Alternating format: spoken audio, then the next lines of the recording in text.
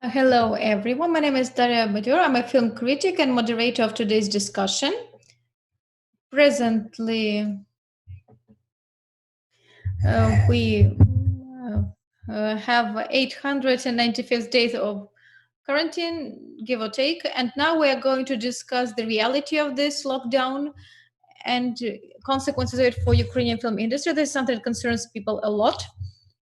But in the beginning, I would like to tell you a bit some working information. First of all, I would like to remind everyone that the festival lasts until May the 3rd, and you'll be able to watch some films on Tokyo Space website until May 10th. Until the 2nd of May, there is audience voting, and the results of this voting, just as the results of jury work, will also be available in the evening of May 2nd. And I would like to remind you, our dear viewers and participants of the discussion, that we might have some questions. You can ask questions, which we are going to voice in the very end. And also, I would like to tell uh, all the audience that we'll be very grateful for your donations, and it's happening on docudays.ua website. It's a great chance to get involved in our cultural life, also using uh, financial means. So we are discussing post-quarantine future and its opportunities, and I would like to present the present participant. Is Olga Bivzul, head of Film Ukrainian Institute, Denis Ivanov, who is film producer and head of Art House Traffic, and Lukian Galkin, who is producer of Your Culture, executive producer, right? And why are we actually going to discuss that? Our first interest towards this topic was that to actually draw some conclusions.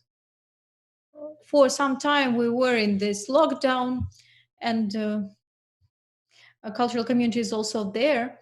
And I think that we're all aware and we have understood all the risks associated with that, except the quarantine as such, uh, that all the cinemas are closed and physically there is no access to culture, and all culture actually has gone online. In addition to all that, there was budget sequestration, and with joint effort, we managed to somehow get back a certain portion of state funds, but everything was reduced, even though a little bit. Ukrainian State Film Agency, in particular, was supposed to have 775 million hryvnias, and in the end, it's 468 million. Out of those, as far as I understand, the lion's share of this money is previous obligations. But I think that if we'll be joined by Marina Polachuk or somebody else from state officials, we're going to talk to them as well, because they are more informed about that. Now let us talk about general moods in the industry and the main risks that you have faced. And the most important that I would like to discuss is your plans of going out of the crisis. That is, whether you or we have this safety, financial safety reserve, because we might have a second or third wave of the quarantine. And I think that one of the most important lessons is that we have to be ready to such stories, which start very quickly. And I would like to start with you. In your opinion, what would be the main results of this story, Denise, and what you have faced as producer and as head of distributing film company and also as a festival manager? As distributors, we see that the cinemas are closed.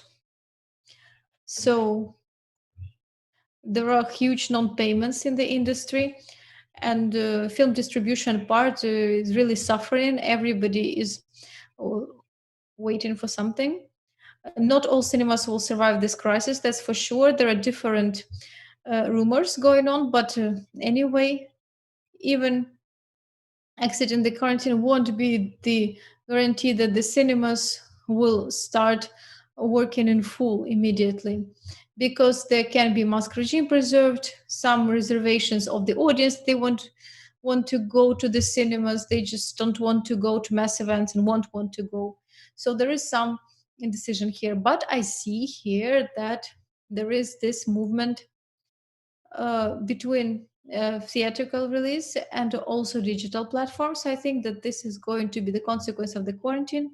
The digital releases, those releases which are published on digital platforms, this is a window. There is a window between the film is released in cinema and online. It can be either reduced or even it can go all in parallel. But on the other hand, we also see really how many people watch legal content online now, and I can tell you that these numbers are tens, scores of times less than people watching cinemas. Because, first of all, there is certain competition from other audiovisual products, including pirated content, which still exists in the net, and we're already starting to compete with the pirates. And you can watch almost anything with them. So I think that film industry and film distribution as such is going to have its viewers, but we will need to wait for a year or two. And what we are saying that the audience is not the one that you would might have thought about. So, in your opinion, those people who buy that, why can't we gather the same number of viewers? Because with festivals it's a bit easier, because the festivals, they are based on their own audience, and those who are who they are the subscribers and social networks. It will be interesting to hear from DOCU Days what kind of experience they had. But what we saw from European film festivals and European cinema, it's mostly the audience who went to the cinema on our films. But for some reason, there's different reaction and different audience experience among people for the same films, because when you watch a film on computer or on TV uh, connected to some service, for people that's somewhat different experience, and it cannot be replaced with viewing films in the cinemas. And what do you think? Uh, Will Ukrainian industry and film producers be ready to go online? Are they ready to do that? You are saying that there is shift of that window that quite possibly going onto VOD platforms can become sooner. Like, for example, yesterday Academy Award changed the rules, and then you can already be nominated for Oscar, even if you weren't released due to this quarantine realia. But are the online platforms ready for that? Is there any competition there? Well, actually, between the platforms, of course, there is competition, and there are several very big players in this game. There are big media groups included.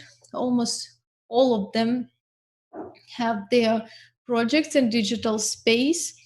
But I think that this digital market really depends. It's like, I don't know, you are somewhere in the field, you are a potato, and you dig these potatoes and you sell it, and somebody would just dig these potatoes out and take it for themselves. And there's a situation that the digital content distributors are in, because I think that 9/10 of this market of online services is pirated. And unfortunately, we have been discussing a lot with the colleagues that if the state was able to so quickly close down the subway and stop some other things which are really important, then here the state also needs to say its word in regulating this pirated market, because if we don't do that, then there will be no opportunity to actually pirate this content. We see that people who come and watch these films many times, the audience of digital is many times smaller than the cinema audience for the same film. Okay. I would like to continue the conversation about the audiences, then we'll come back to piracy because obviously that's a very burning topic. But I would like to ask Lukian because I know that UA culture has been both on TV and live for a while. What kind of challenges do you face? How do you adapt? And what about your quarantine story? Have your views dropped or maybe grown? How did your audience change and how do you adapt to that audience in this reality? Hi, this is a super comprehensive question. Please don't read it as a very general answer because it does consist of several important factors. Actually, the most important factor, if we talk about social impact of the quarantine, is that we suffered from several crises at once. First of all, there was budget sequestration, the situation that was around the arrested funds for the debts which actually the state has before Euronews company, and the quarantine as a stop to our traditional production work. And that is why sharing these challenges and dividing them between themselves, it turns out that as an independent broadcaster, we're in a vicious circle of sorts. For example, if we had an opportunity to be freer in managing our finance, and everyone who is working in that field of state regulation, because we're not a state company, but we're a company with state regulation. And when all our processes cannot be quick, we cannot really afford to afford many things. And as for principal strategic steps like procurement and all the other things, when we have blocked funds and blocked accounts, which led to our employees not getting their salaries, that's also an additional concern. But uh, I wouldn't want to only complain talking about this because we have to do it often. And I work in a company. I have been there since 2017, and I have to state this is not a unique situation in my experience, of course. Many of my colleagues who come from commercial channels and from other fields say that this is not a unique situation, but a company which is always in an ideal, in a perfect storm, let's say, it is always in turbulence. That's nothing like anything else. And this year we're supposed to have the budget for development for the first time in history. Well, due to sequestration and the way the state is going to cover its debts, we don't have that budget, but still, we have certain dynamics there. And yes, it is about the audiences and the adaptation of content for the audiences. But actually, if we talk about the latest positive cases, there are several of those. And I will just simply remember those because, as for the audience, we have reacted very quickly. I'm actually really proud of how quick we were. We reacted to the challenge that uh, some cult institutions were closed for public visiting. There was a range of religious broadcasts that were launched. It's not maybe the main topic of our talk, but there is demand among the audience for that, and there is demand from the society. And when we look at the numbers, we understand that quite possibly we actually saved someone from mass infection during kissing icons or whatever's happening in Moscow's patriarchy. And we understand that this weekly religious broadcast is a form that we wouldn't do that. We just wouldn't need to do that without the quarantine. But here we also perform our social mission, and we see the numbers which tell us about the feedback that the audience has. In terms of cultural management as such and the practices that have the new practices that emerged during quarantine, on the culture channel we organized an event that, and I'm very happy with the results of said event. We conducted a presentation of two of Serhii Zhadan's books, and we conducted these presentations alongside both on the channel and on a digital platform. We engaged all the digital platforms at our disposals, and the indicators, the figures we got, the ratings we got, told us that this was something that people wanted to see. This is an event that garnered a lot of attention in the digital sphere. A lot of people watched our stream. 59,000 people interacted with the event, as far as I recall, and we understand that this format is very important for culture TV, and it's a brand establishing concept for us. However, it is actually much better for the digital platforms than for television. And to us, this was this minor revelation that certain cultural practices are, I don't want to sound elitist, but I'm just trying to state certain facts. Everything that goes beyond our average indicator of audience engagement, of course, gets a lot less feedback, because during quarantine, we had to start working with new forms and formats.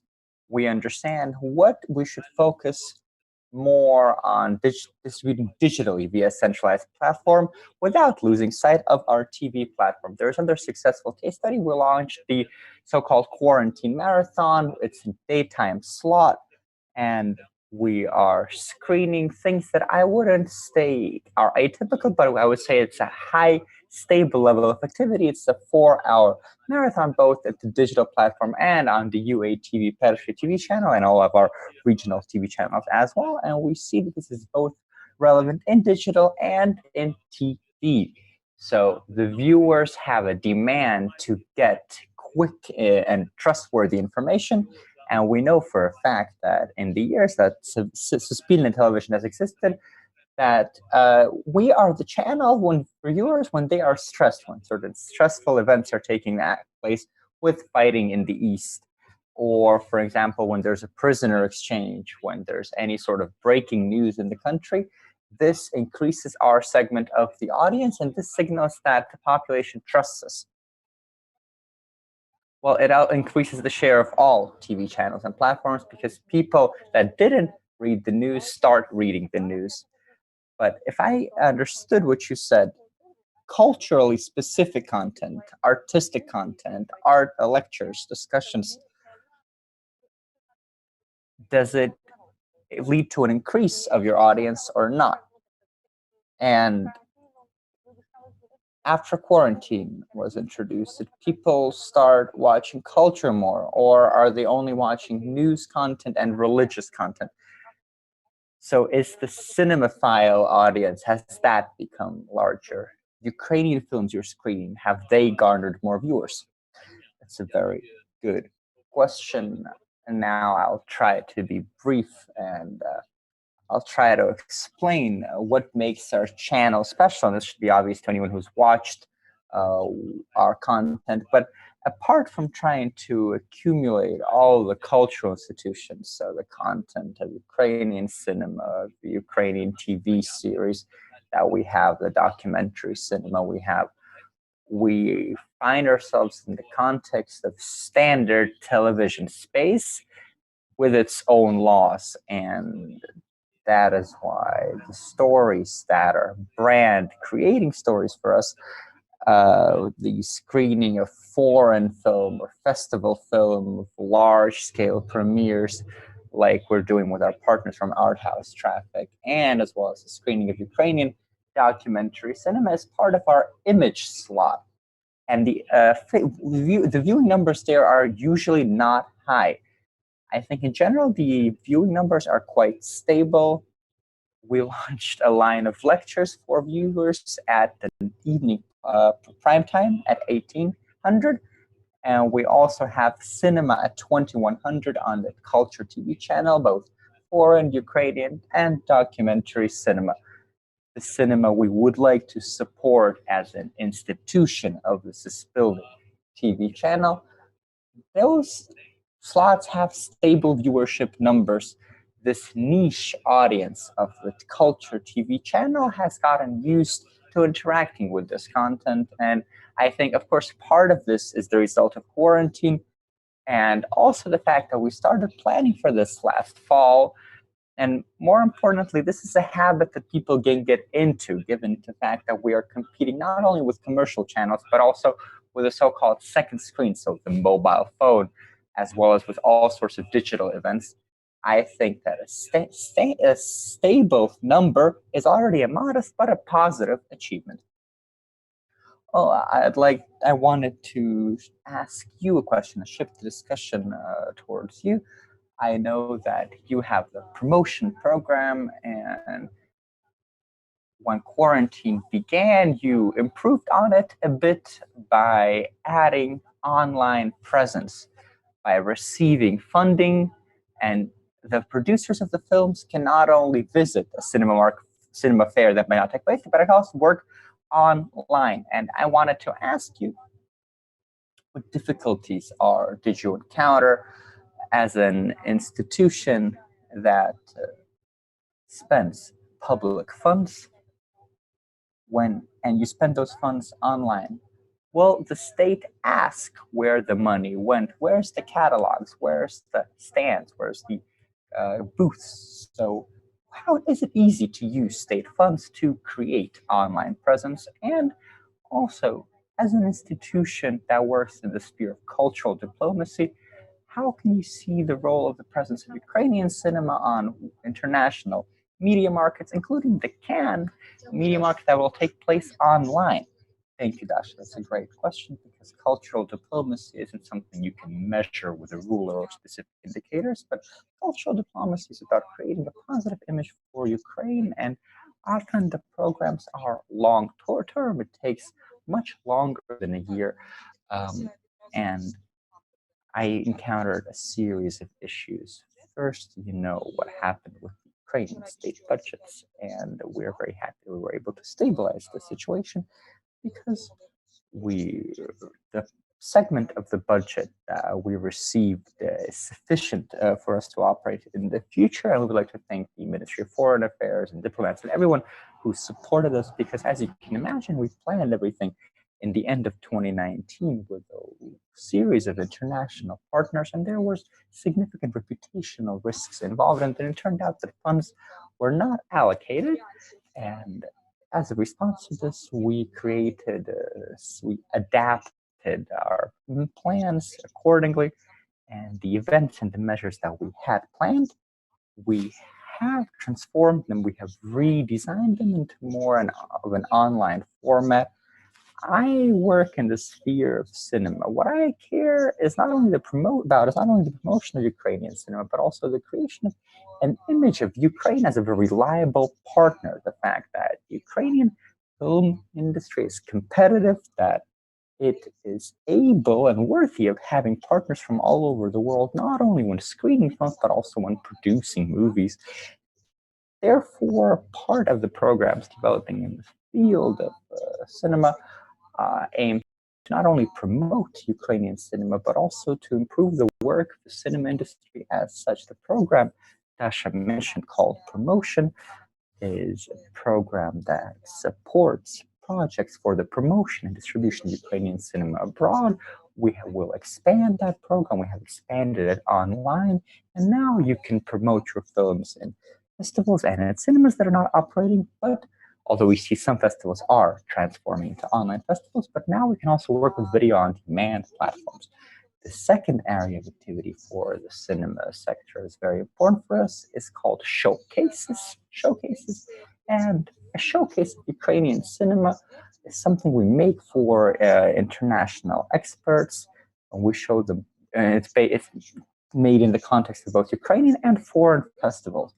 We recently ended the Ukrainian Doc Preview Showcase in partnership with DOCU Days. We selected 6 projects of Ukrainian documentary cinema that is either at the final stage or something we need to all improve a little bit on. We conducted a series of pitching. The DOCU Days team gathered a lot of incredible experts, and I was observing this, and I can tell you that I am incredibly inspired because we didn't stop, but we made sure the industry would continue operating.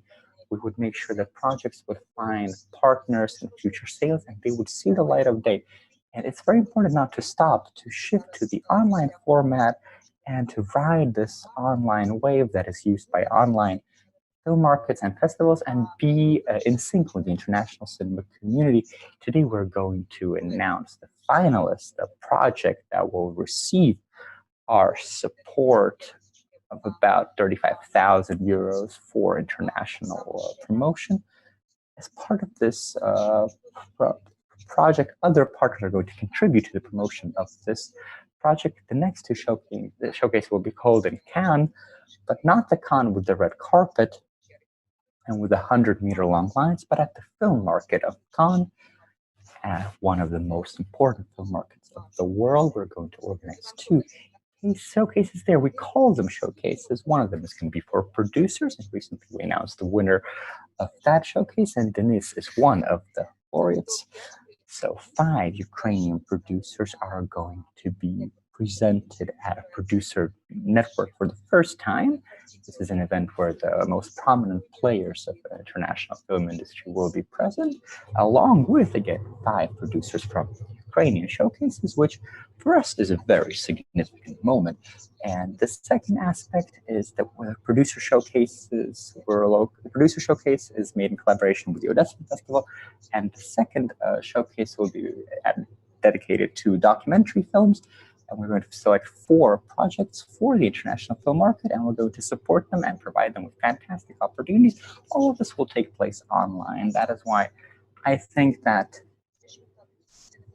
no matter the trials and tribulations that we are experiencing because of the planet, history, and mankind, the show must go on. We must push the film industry further as much as we can. It's a little bit difficult for me to say right now because we are establishing various markers that would allow us to measure our success in the future. We are aware of the fact that we are working with the budgets that are being given to us by the taxpayer, and this, of course, imposes a double layer of responsibility. However, I believe that by the end of the year, we will have things we will be able to be proud of, because we found 6 fantastic projects at this documentary showcase, and fingers crossed for them, and I hope they will also be successful in Cannes.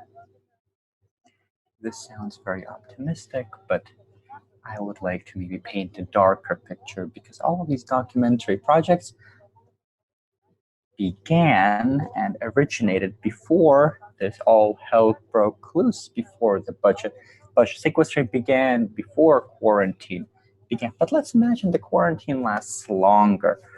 Let's imagine we're going to have a break. People are going to wake up. 500,000 Disney films will be screened in cinemas simultaneously. And then let's imagine, for a second, let's be pessimists for a second. There's the second wave of quarantine 2.0. Or let's say there's budget cuts. So I have a gazillion questions, but I'd like to start with question number 1, maybe a question addressed to Denis and to Ola. Ola, as the ambassador of a state institution, is going to say optimistic things, but I would ask Denis to tell me, is Ukrainian cinema industry overly dependent on state funds? Do we have an opportunity to create a safety net? It's raining. To create a safety net from private, non-governmental funds, because we see that the state, sadly, is not always a reliable partner. So what will we do then? Well, first of all, I wanted to say that this is not about myself for sure. I behave in a different way, but really, film industry as the world has several important financial instruments to be supported. That's first of all. This is local film funds. These are something financed by local budgets, private money if there is big market. Also, there is television money, which some TV channels can actually provide this support, and this is almost equal to the state one for big films. But unfortunately, we see that film market is small and it's not going to go bigger due to Corona. Uh, everybody says there's 50% less advertising, so we don't have that instrument, and we see that There are some platforms that could invest into the content, but they don't have enough number of actual of people. So do we have the situation that the state is a key player for the market, the main driver of what's happening? So in this or that way, we have to build our institutions, we have to support them, to change them maybe in the dialogue. That would be ideal. What we see in our other colleagues, we now produce the film uh, by Alexa. So right now we are trying to put together the organizational part of the project, and we see that either German or Polish funds, which already gave support the film, they didn't stop the activities, they quickly reoriented. So we also have that hope that that this is going to be the institution supporting cinematographers, all the other activities in this period, because it seems to me that here, as Lukian Galkin correctly said, we have the budget of uh, survival, but for us it is important for filming of the main films to happen, for the competitions not to stop. So the festivals take place in this or that format, so that we have cultural diplomacy. That even though it is in the digital transformation, we still have to be conscious because there could be other instruments turning on than 6 months ago. So yes, answering your question, we really depend on the state, on Ukrainian Film Institute, Ukrainian Cultural Fund, and other institutions that we can support. But in this historical part, this is actually not by chance. Maybe somebody else wanted to add something about dependency on the state, whether it's good or bad, and what do we do if, for example, the state will be incapable to provide all that money, not just for the development, but for some basics, I guess. Well, actually, I can add that presently we have the situation when more or less the situation has stabilized. It's too bad that we don't have Ukrainian State Film Agency here, because we really need the main institution which deals with film production, because Ukrainian Institute, no matter how much we may want to, still it mostly works with the ready product. Even if we look at films at different stages of production, we still need some ready-made product, more or less. And Ukrainian Institute would also like to be involved into some macro system of institutes where we could everyone agree and distribute our obligations and develop a certain code, a single system of values, and move forward. Because it seems to me that here, except what international film industry demonstrates to us, there is this solidarity, actually incredible solidarity. Because when you read Variety, Guardian, what impresses you? Those columns, the intonation they're written with. I mean, I understand that we have to take into account all scenario, but there was this great column from one film critic who said that yes, the situation is very bad because some festivals do not announce that they move online, that they kind of flirt with the audience without saying what's going to happen in the end. But actually, we all want to create at least an illusion that we're all going to survive. Because otherwise, there is this threat from American president who closes down these borders in general, and people start panicking. And culture, even in documentaries, we try to find that light in the end of the tunnel, so that at least tomorrow we could wake up with this wish to live further. Yes, and I would add the following: what Denis was saying about the support of uh, uh, film from public broadcaster and Ukrainian State Film Agency. That was one of our initiatives this year. We have this budget for development, not the way it is now, sequestered and cut, and actually brings our opportunity to almost nil. So now we're actively working on having an opportunity to still do the co-production, which presently is prohibited in a legislative way. by the lone public broadcaster in Ukraine, but still, we plan to find an opportunity and enter into production and accept all that. We plan to start a system of pitchings. There should have been several of those.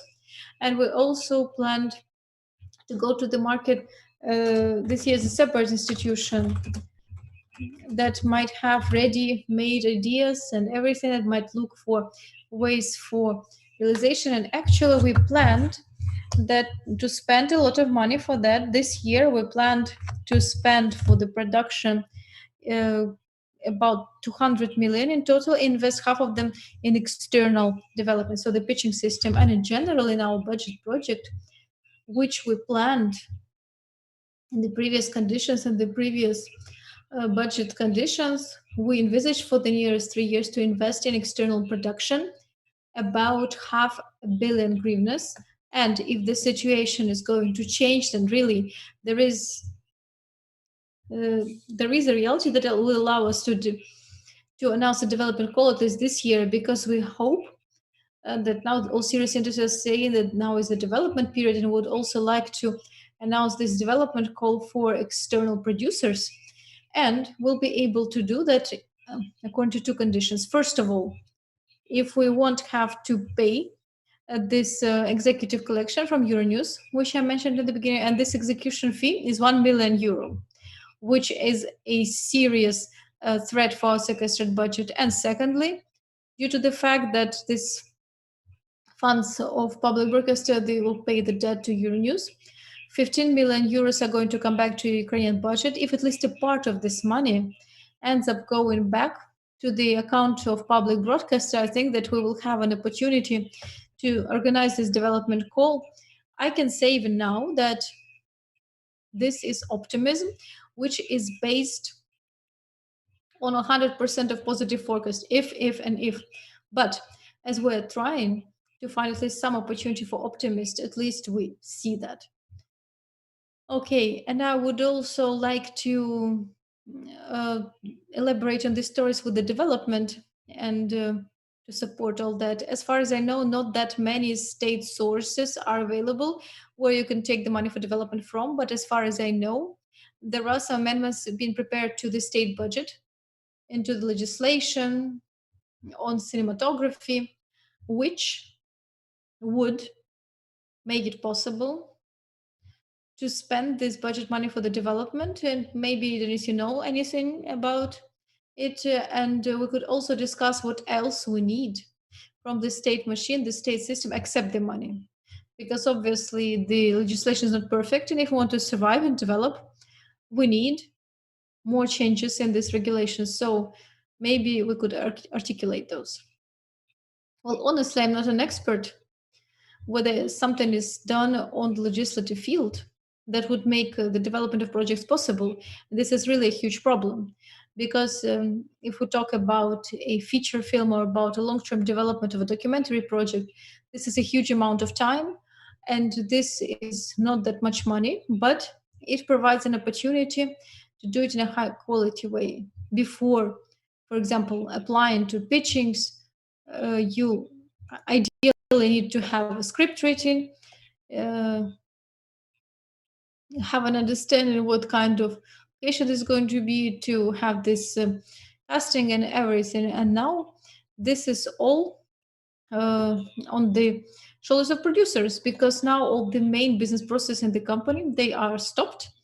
And how will the development happen for the future projects is not clear. And really, this is a huge problem, because when Ukrainian Cultural Fund had this lot where you could apply for the development of audiovisual content, that really helped the cinematographers.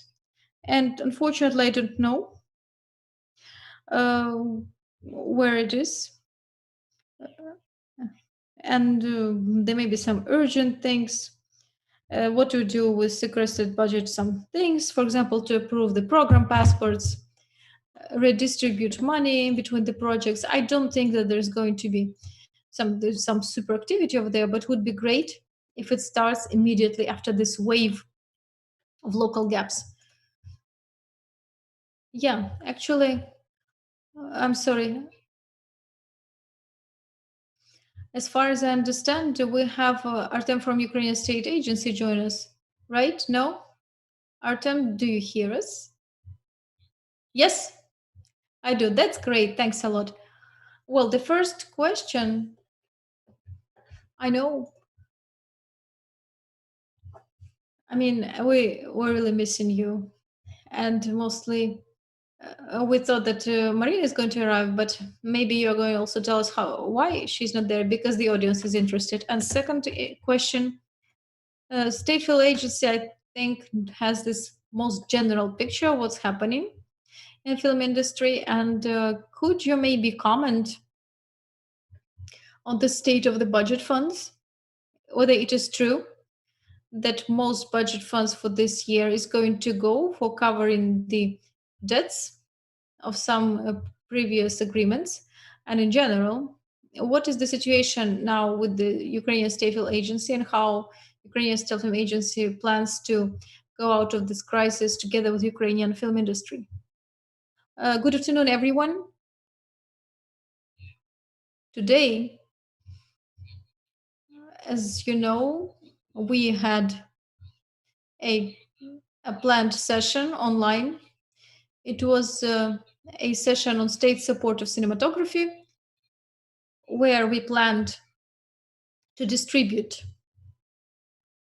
financing for this year, the sum that remained after the budget sequestration, that's minus 40%. So that's about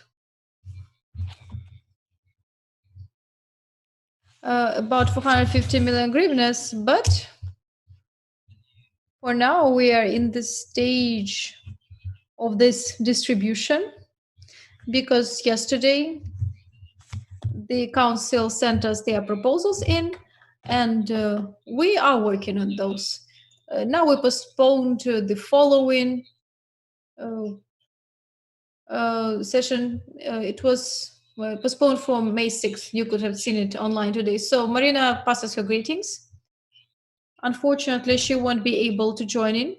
It's purely technical reason. She's on the road, and the connection simply doesn't let her do that and communicate in a normal way for this online.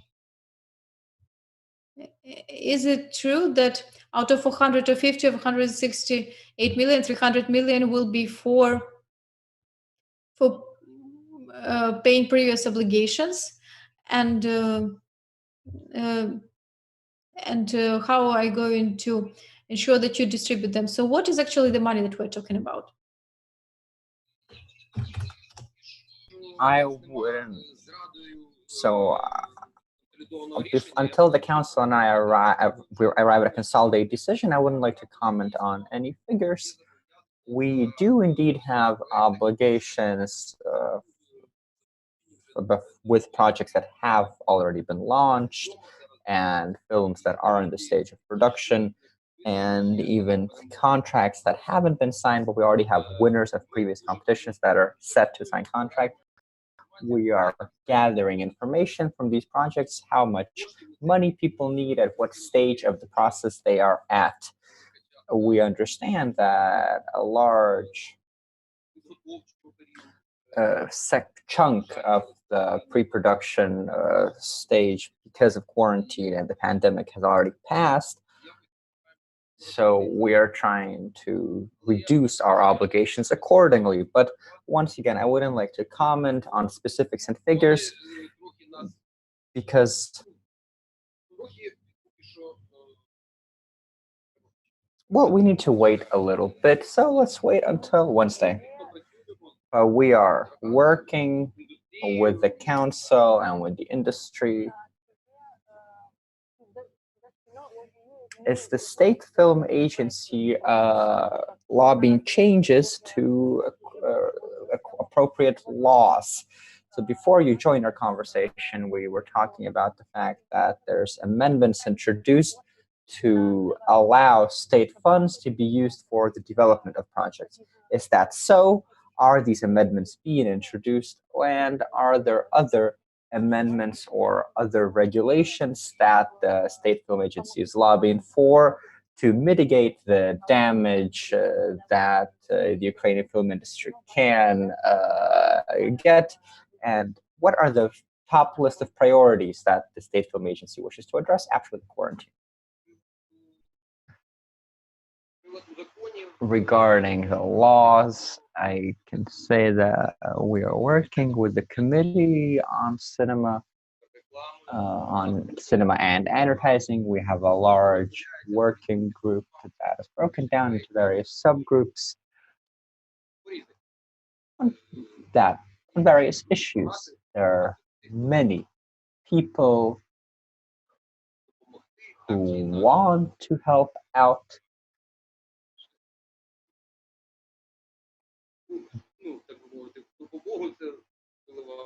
Sometimes we have very, very vibrant discussions. We are working regarding cash rebates. Regarding legislative changes, we have a lot of documents, a lot of ideas, and they're currently being considered by the Ministry of Culture. And once we discuss them all, they will be applied and submitted to Parliament. What are the key issues for the State Film Agency? What is top priority for regulation? So, for example, there's various kinds of issues. There's issues in cinemas and film theaters that will need funds or support in accordance with the latest legislation on state support of cinema. A chain of cinemas can also apply for state financing. So, as a representative of the State Film Agency, as a civil servant with a lot of experience, what do you think are the main problems that the industry is facing today? I can't say that I've been working as a civil servant for a long time.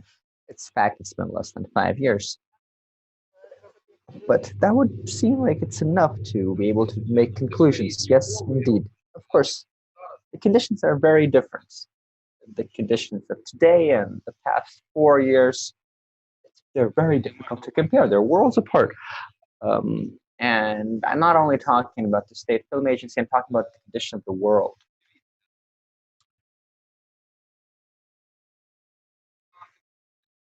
There's a lot of problematic issues, but I think what is most important is we shouldn't stop film production. We should still have film pitching this year to launch new projects because people are waiting for the pitchings and production companies are ready to film, and a lot of nothing is currently being filmed actually. So everything has been put on halt.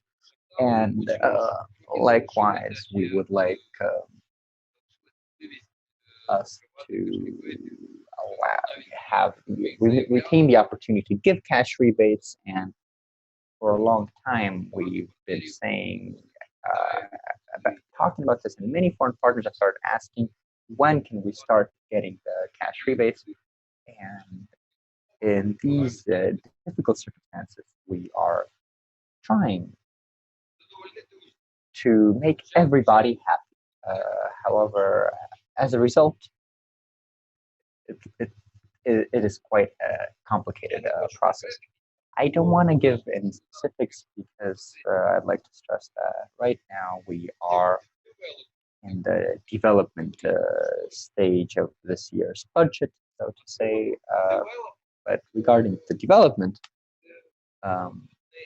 this is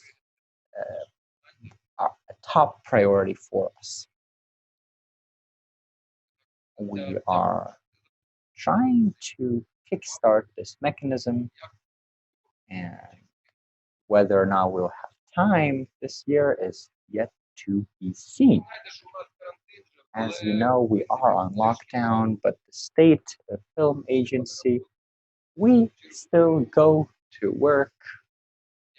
We take shifts, and to me, quarantine, never heard of her, because from 9 to 6 every day, I am in my office solving many issues. Ola, I would like to ask you a question. We were talking about our expectations from the state. What do we expect apart from finances, because the state isn't just a piggy bank. Is it can also provide legislative assistance and formulate policies. So, what are we lacking, and what would we like to suggest, or maybe what initiatives would we like to see discussed? Some changes that the film, legislative changes that the film sector needs. If this situation happens again, we would like to make this process less painful, and we would like to make the post-quarantine restoration possible. Thank you very much for noticing my hand that I raised. At the moment that the planet has come to a stop, now would be a good time to start talking and thinking about analysis and about legislation. Because everyone who has worked with legislation realizes that there is a mountain of issues things that are wrong with the sector. And the same applies to cultural management as such. Even now, when my colleagues from the program department are designing projects in music and literature and art, visual art, and the performing arts, the issues are the same across the board. Ukrainian legislation is it's very highly problematic. It's a swamp, so to say, pardon my analogy. We have so many issues that I feel like maybe this break should be used to have a good think about cinema and film education. Because one way or the other, something must be done with the institutions that are training future directors and film professionals. And online opens a world of opportunities for us. The people who are watching their children study online, and children are, of course, very engaged in these online processes. And this, again, is a world of opportunities. And I think that given the fact that budgets are limited, it would be a good idea to develop programs that will help people who want to work in film to develop with the help of online projects, or with the help of engaging expertise and teachers for online courses. I would like to ask Artem a question. When my colleagues and I were developing a strategy, the film strategy for the Ukrainian Institute, I was a little bit lost about who works in film education, how can these programs be developed, and what can we do with this? I am still a little bit lost. Do you have a response?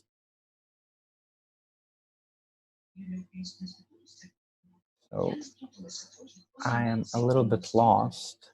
Who works with film education and when? I'm sorry, I think we're hearing an echo of the previous question.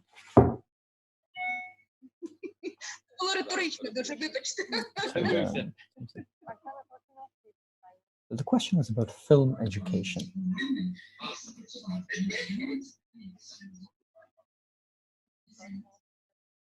Once again, technical difficulties.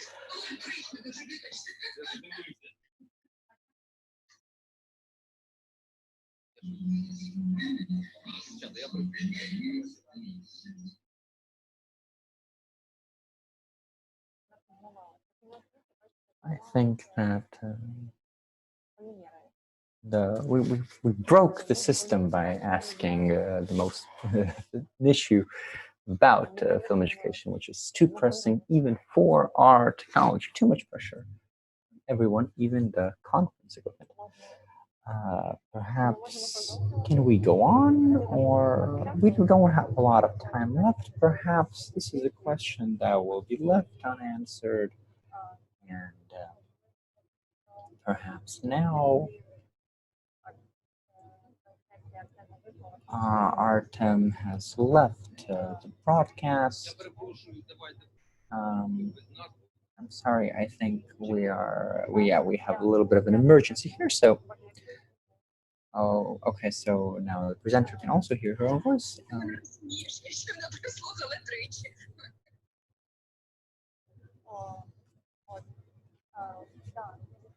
Dennis, did you want to say something? Yes. I wanted to say a little bit about film education.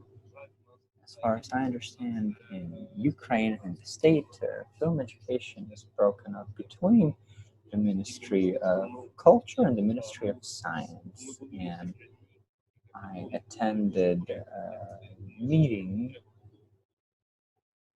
that I believe should have been a bit more respected, a bit more considerate, but it was in the Konfekakare Institute, and there's a massive gap between the conditions of the film industry, sorry, international film industry, and what is being taught in Ukrainian universities. And this is a real issue.